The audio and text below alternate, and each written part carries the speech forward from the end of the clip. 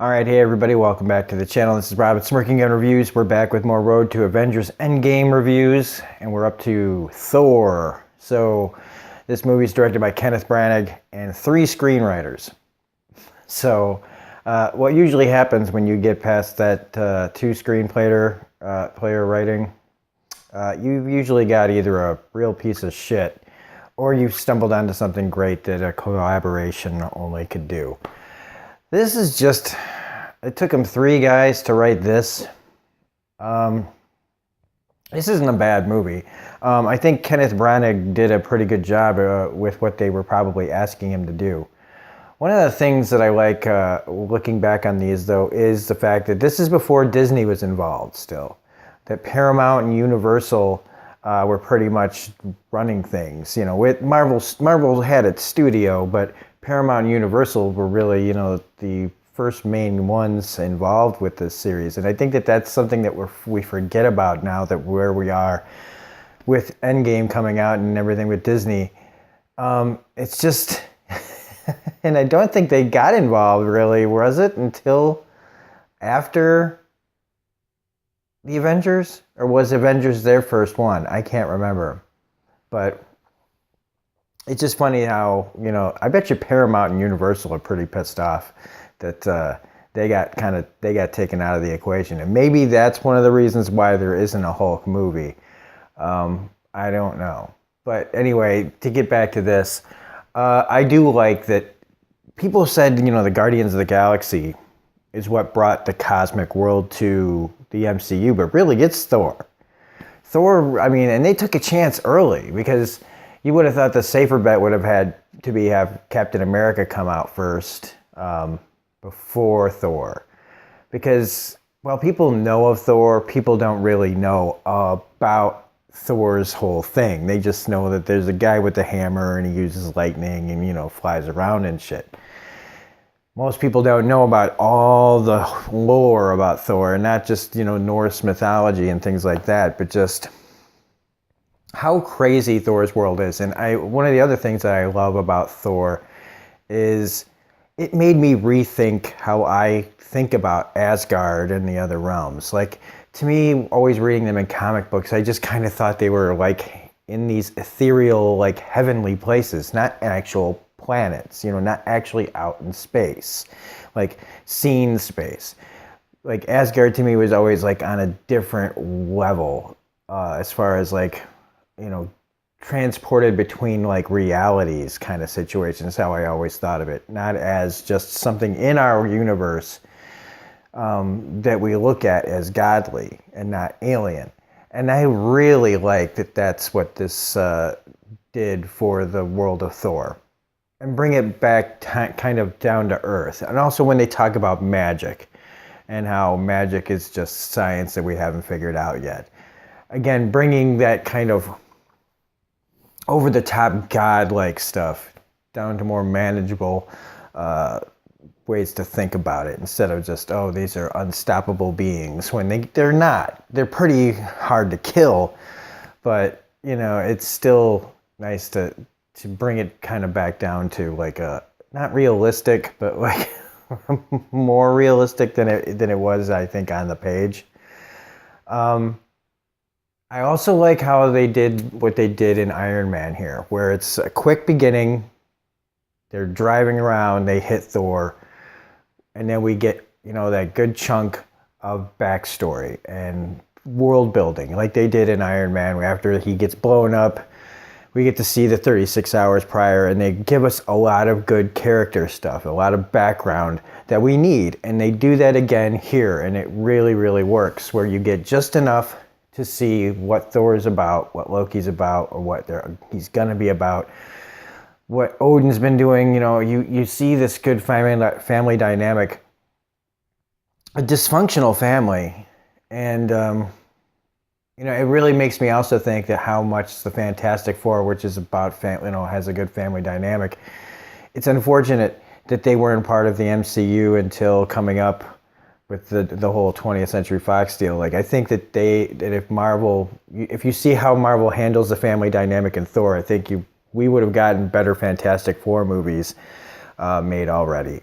So if anybody thinks about like how is Marvel going to handle it, I think you look at Thor a little bit as far as how they handle bringing in like a family situation. Also, just giving Thor that whole like background way early in his time, and wasn't said a lot about for a long time, and that's how did he become worthy of like there was a time in the books where Thor was unworthy. And I like that we get to see him being the brash young version of himself before he learns what he needs to do to actually be Thor, instead of just he's always been just kicking ass and taking names out in his world, and not really understanding like all the fun, the finer parts about ruling. And Chris Hemsworth does a really good job of portraying that kind of selfish attitude and that cocky attitude. And he has a lot of fun in this too, just like he always does. Like I see a lot of him in Thor Ragnarok in this. He's still got that fun attitude towards when it comes to the fight and things like that, his cocky attitude. Weird thing though, when you watch this, it's the eyebrows. It looks like he doesn't have any. So whenever they show him, unless it's up close, he just kind of looks like this like weird.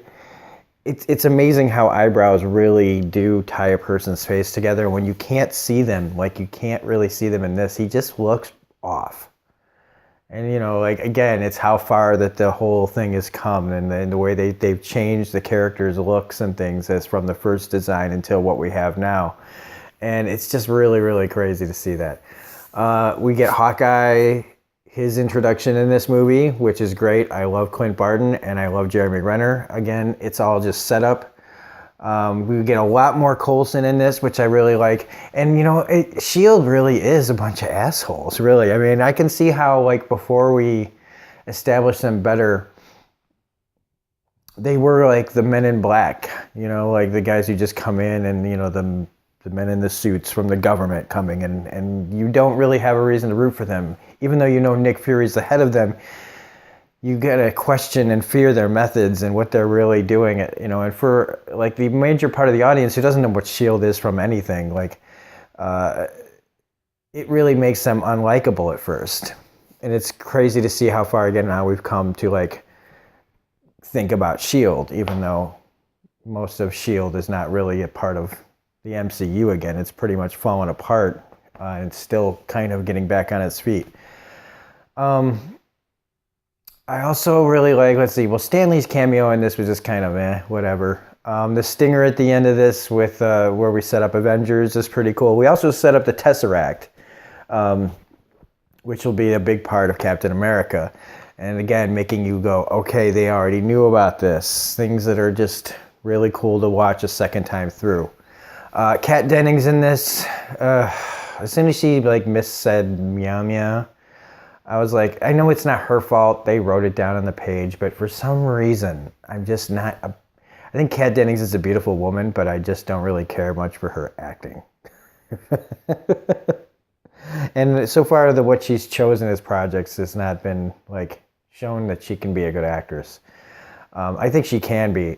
I just don't think that she picks or gets picked for a lot of roles that are intellectually stimulating. Skarsgård in this is great. He's always an interesting actor. All the Skarsgårds are, from Peter to even Creepy McCreep Eyes from It. I can't remember what it was. Bill Skarsgård, and then you got what's the other one? There's Peter, right? He's from Garden State, and then you've got the guy Alexander Skarsgård from True Blood and other shit like that. So the Skarsgårds are an interesting group of people. Idris Elba is Heimdall. I guess he didn't like doing this, so I kind of, whenever I watch it, I'm just kind of like, eh. The Warriors 3, whatever, man. They really are. The one guy jumped ship, right, to go beyond Once Upon a Time. So I think he probably, took a better opportunity because Zach Levi and coming in to replace him, and they really don't amount to anything. Even, but when Thor Ragnarok happens, and whatever happens to them and that happens, it's kind of like whatever. I did like the whole fight with the Frost Giants. at the beginning. I love that really looked cool without it looking too video gamey. Cutscene scenes like that. I think it's really cool to see the power of Thor and the power of Mjolnir and the power of the lightning and how it really works, and they establish that. But then they take it away from us for the majority of the movie for this like fish out of water story, which is fine. But again, it turns it into this more small story, which is not a bad thing. But we get all the spectacle at the beginning and kind of at the end. And in the middle, we've just kind of got this like interesting fish out of water story that, like I said, is fine.